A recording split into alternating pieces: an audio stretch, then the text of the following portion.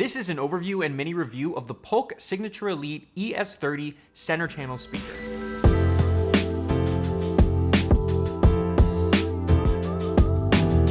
From the get-go, I just want to establish that this is not an audiophile or technical review.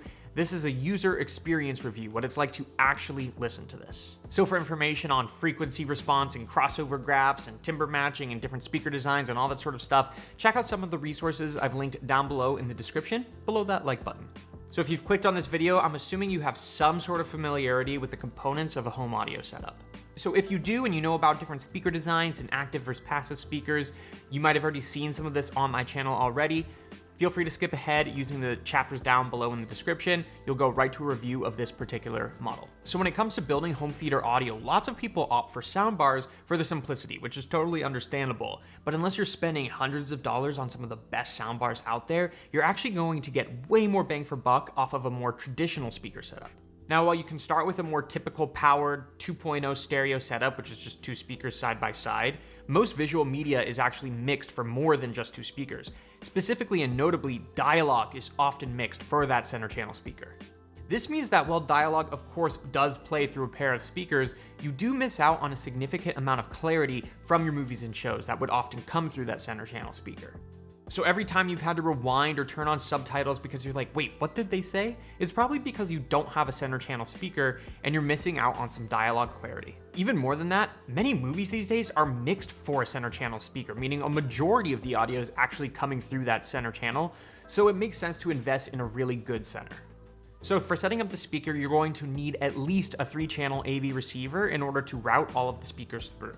Now for my setup, I've been using this Yamaha 5.1 AV receiver and a pair of passive bookshelf speakers from Pioneer and a 2.0 setup. I've gone a long time without a center channel speaker and I've dealt with the aforementioned issue long enough. Now lastly, just for reference, I'm seated about 12.5 feet away from my speaker setup, away from my TV, so it's a small living room. So generally speaking, some hardcore audiophiles would actually recommend starting your purchase with a center channel speaker and then buying 2 bookshelves to match. This way it ensures that the sound quality and tones will line up with all 3 speakers. Now I didn't do that here. I do plan to upgrade to matching bookshelf speakers in the future to match everything together. I just wanted to note that I did factor that into my testing. I'm mainly listening for the merits of the speaker itself. Finally, the last little bits of setup info. This is what's known as a 2-way or MTM design. Speaker communities would advise against this type of design because, as opposed to a 3-way design, for example, there can be issues with sound depending on where you're sitting in the room since you're not in the audio sweet spot. But as I mentioned earlier, I'm in a relatively small space and I'm trying to stay within a particular budget, and ultimately, it ended up being fine. But we'll talk more about that later on in the video. Okay, that was a lot, but if you got all that, good? Okay, let's move on to the speaker itself.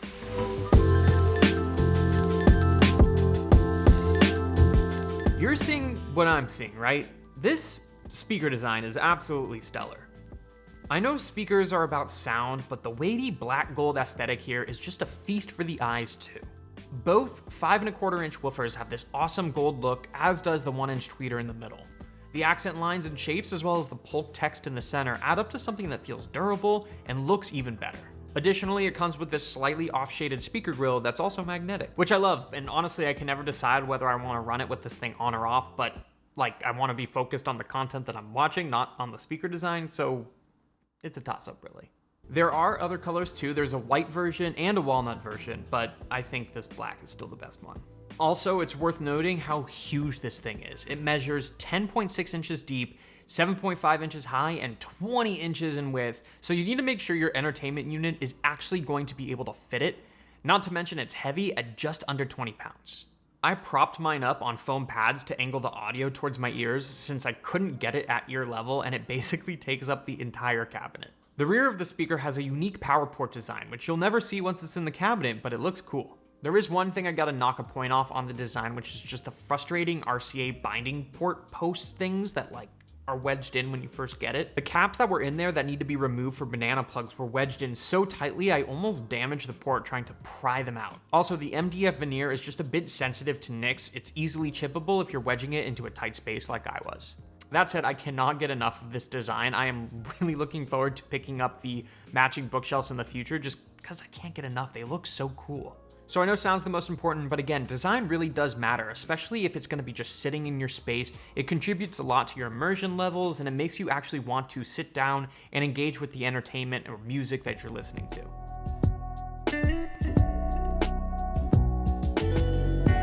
This section is just going to be real brief, mostly because most music isn't really mixed with center channel speakers in mind.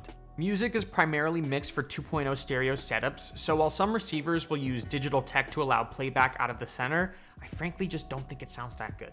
That said, I did test music just to get a sense of bass, tonality, vocals, etc., more just as a baseline than anything else. And let me tell you, I audibly gasped when I put on Xena by Skrillex. I was not expecting the bass to hit as hard as it did. It blew me away, frankly. Additionally, I tested some other EDM tracks, rock, jazz, and hip hop, and the vocals were great. Obviously, it is the center channel, and the bass was just really impressive. There was punch, but there was no overshoot. But again, it felt weird to listen on a center channel speaker when I have two stereo speakers right next to it. So let's just jump right into the home theater testing. So I watched a ton of my favorite movies and movie scenes with these speakers, so I'm going to be breaking down some of my observations with each. So in the helicopter sequence in Mission Impossible Fallout, it felt like I was in this fishbowl of sonic energy. The expanded soundstage really came into play here, as depending on where the dialogue was coming from, I kept noticing it coming from a different place in my space. In Matt Reeves' The Batman, punches were, well, punchy. I could feel the thump of each impact, and the narration in the opening is this gritty, disgusting, vibey version of Gotham City. The raindrops felt like they were littering the room around me, but Batman's voice cut through all of that with such gravity, and that's where that clarity really came into play. Puss in Boots: The Last Wish has an amazing mix, and by the way, is an amazing movie. You can hear vocals crystal clear over the loud music and special effects during the action and musical sequences, especially that opening number with the giant fight. Each footstep shakes the soundstage, and each stab of his sword feels as precise as it should. The ornithopter sequence in Dune was a great showcase, as the thopter lands right in the center of the speaker, and the bass was clear and tight and loud, but the audible voices of the workers still cut through as the sound and sand was swirling around these people.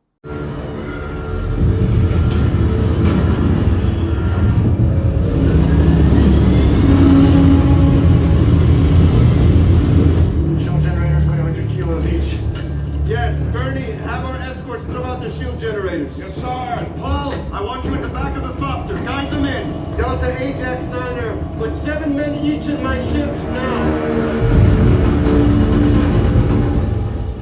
So all of these movies have great, powerful, booming scores. They have tons of bass, but the clarity of the dialogue was audible, which is most important.